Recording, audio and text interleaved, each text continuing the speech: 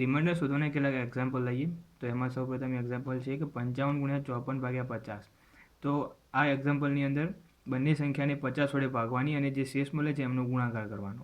એટલે કે 55 ને 50 વડે ભાગીએ તો શેષ મળશે 5 અને 54 ને 50 વડે ભાગીએ તો શેષ મળશે 4. એટલે કે બંનેનો ગુણાકાર કરીએ તો જવાબ મળશે 20. એટલે કે આ એક્ઝામ્પલનું શેષ મળશે 20. તેવી જ રીતે 46 અને 52 ને 50 વડે ભાગવાથી જે શેષ મળે છે એના માટે 46 ને 50 વડે ભાગીએ. જો કે એ 46 ને 50 વડે ભાગી ન શકાય એટલે 46માંથી 50 બાદ કરો એટલે જવાબ મળશે -4 અને 52માંથી 50 બાદ કરો એટલે કે જવાબ મળશે 2. જવાબ મળશે -8. એટલે જ્યારે માઇનસ શેષ આવે ત્યારે 50 એટલે કે જે છેદ હોય એમાંથી જવાબને બાદ કરો એટલે 42 મળશે. એટલે કે આ એક્ઝામ્પલનો જે શેષ મળશે તે 42 મળશે. તેવી જ રીતે 46 × 48 એને 50 વડે ભાગવા માટે 46માંથી 50 બાદ કરો એટલે કે -4 અને 48માંથી 50 બાદ કરો એટલે કે -2. એટલે આ બંનેનો ગુણાકાર કરશો તો જે +8 થશે. એટલે કે આ એક્ઝામ્પલનો શેષ મળશે 8.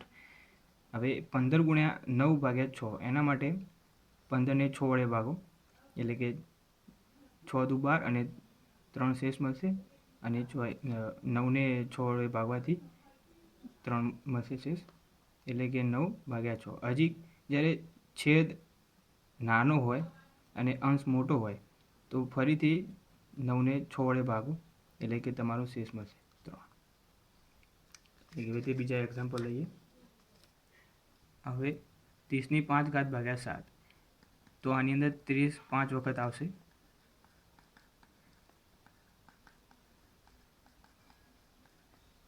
અને દરેકને 7 વડે ભાગીએ તો 7 ચોક 28 એટલે દરેકની શેષ 2 આવશે. જે જવાબ મળે છે એ 32 થશે. પણ 32 એ હજી 7 કરતાં મોટો છે એટલે ફરીથી 32ને 7 વડે ભાગીએ તો જવાબ આવશે 7 ચોક 28 અને 4 જે શેષ વધે છે એ 30^5/7. તો આ જે જવાબ મળે છે 4 એ આનો જવાબ છે. તેવી જ રીતે 56 × 78/80 તો 56 ને 80 વડે ભાગી ના શકાય તેથી 56માંથી 80 બાદ કરીએ તો -24 મળશે અને 78માંથી 80 બાદ કરીએ એટલે -2 મળશે. તો 24 દુ 48 અને માઇનસ પ્લસ થઈ જશે 48 શેષ મળશે. જ્યારે મળેલો જવાબ એ છેદ કરતાં નાનો હોય તો તેને ફરીથી ભાગવાના નહીં અને જે જવાબ મળે છે એ તમારે જે આ એક્ઝામ્પલ છે એનો શેષ મળશે. તેવી જ રીતે 40 × 45 × 58/7ની અંદર 7×5 = 35 અને બીજા જે મળશે 5 શેષ વધશે. અહીંયા 3 શેષ વધશે અને આમાં 2. તો આ દરેકનો ગુણાકાર થશે 30.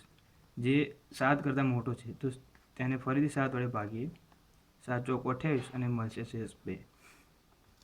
તેવી જ રીતે 45 × 35/8 તો આની અંદર જે ભાગતા શેષ મળશે 5 અને આની ભાગતા મળશે 3 એટલે કે 15. જે હજી છેદ 8 કરતાં મોટો છે એટલે 15ને 8 વડે ફરીથી ભાગીએ એટલે મળશે શેષ 7. તો આ રીતે તમે કોઈ પણ એક્ઝામ્પલ ઇઝીલી કેલ્ક્યુલેટ કરી શકો છો.